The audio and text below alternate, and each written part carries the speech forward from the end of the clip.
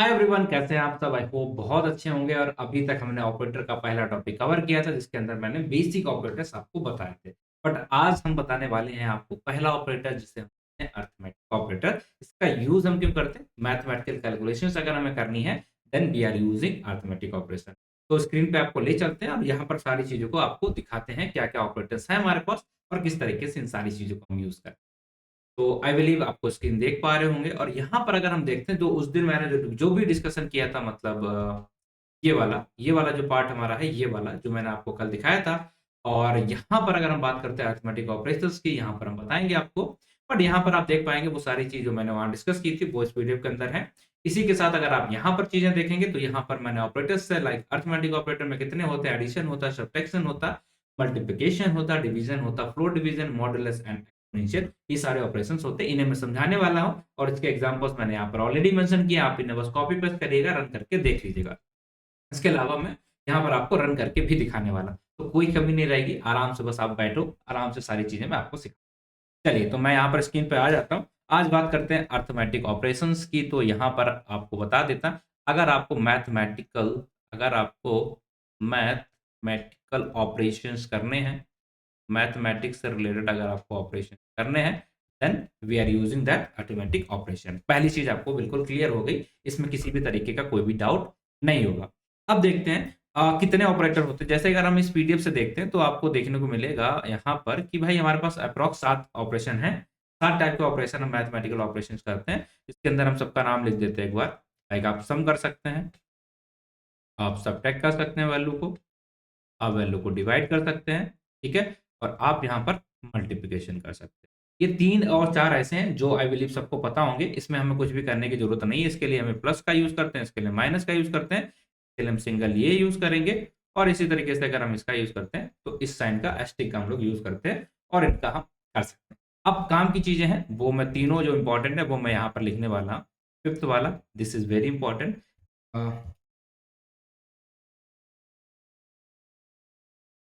यहाँ पर, ठीक? यहाँ पर अगर मैं आता हूँ, यहाँ पर आप देखेंगे 5th वाला ऑप्शन है और इसको हम क्या बोलते हैं? Like floor division, floor division. अब ये कैसा दिखता है वो मैं आपको बताता हूँ। यहाँ पर आपको क्या करना पड़ेगा? डबल ये हम यूज़ करते हैं। इसी तरीके से अगर हम यहाँ पर आते हैं और यहाँ पर हमें एक और देखने को मिलेगा कि यहाँ पर हम बोलते हैं एक्सपोनेंशियल, ठीक है? एक्सपोनेंशियल, ठीक? एक ये हमारा एक्सपोनेंशियल में क्या होता है? 2 बार एस्टेरिस्क हम यहाँ पर लिखते हैं, इस ऑपरेटर का हम यूज़ करते हैं। इसी तरीके से एक और हमारा हो जाता है मॉडुलस।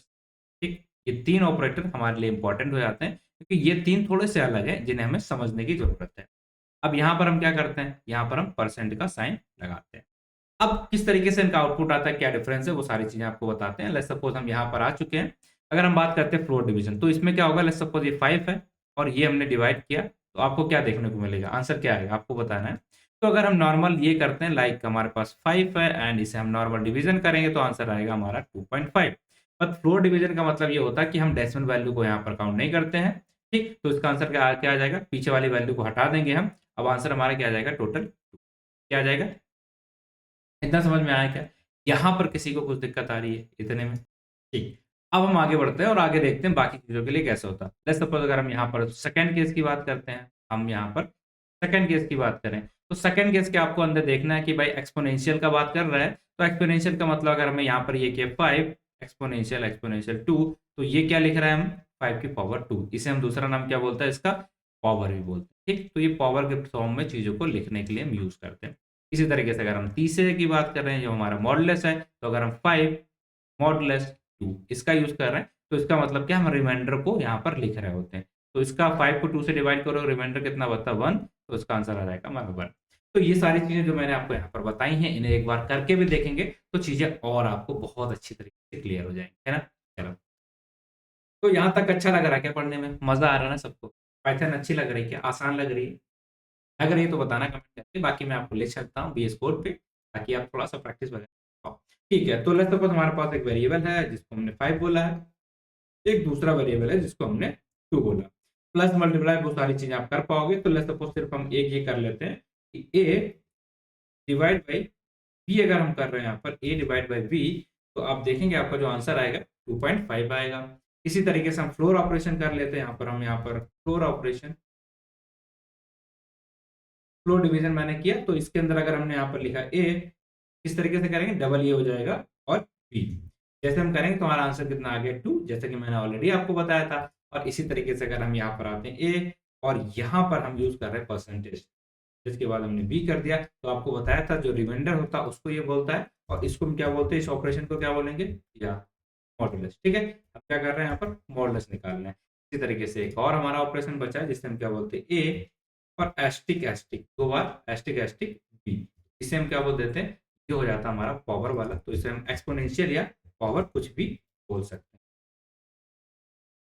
ठीक, ये सारी चीजें आई होप समझ में आ चुकी हैं। यहाँ पर हमने एक्सपोनेंशियल ऑपरेटर का यूज किया, यहाँ मॉडुलस का यूज किया। मॉडुलस में का मतलब होता है रिमाइंडर, एक्सपोनेंशियल का मतलब होता है पावर, यहाँ का मतलब होता है कि हम डेसिमल वाली पॉइंट छोड़ देते हैं, इसका मतलब हमारा नॉर्मल डिवीजन। तो अब सारे अरिथमेटिक ऑपरेशन, सारे मैथमेटिकल ऑपरेशन आपको समझ में आ चुके हैं, इसमें आपको कोई दिक्कत नहीं होगी। इतने में अगर कोई दिक्कत आ रही है तो प्लीज कमेंट करके बताओ, अगर सब कुछ ठीक है तो भी कमेंट करके बताओ। ठीक, हम आगे बढ़ते हैं। चलिए, तो आज के लिए इतना रखते हैं। बाकी अगर आपको डाउट हो, कोई दिक्कत आ रही है, तो आपको पता है आपको क्या करना है, आप कमेंट भी कर सकते हैं और मुझसे कनेक्ट भी कर सकते हैं। दोनों तरीके आपके पास है, जो आपको अच्छा लगे उसका यूज़ करिएगा और उसके फ़ायदे उठाइए।